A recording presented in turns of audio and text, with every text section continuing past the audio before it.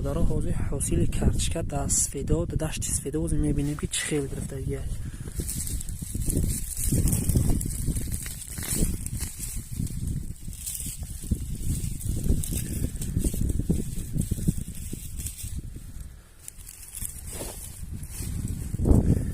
این یکتا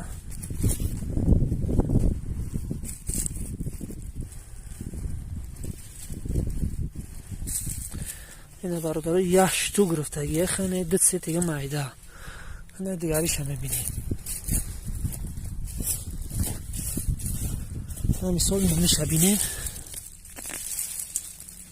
یوش هم مایده این هم میشنوندگی خودش این کلون تب دست این یک تا داشته است یک تا دوره تمام آینه دوتا خیش مایده بده است. حاصل بینید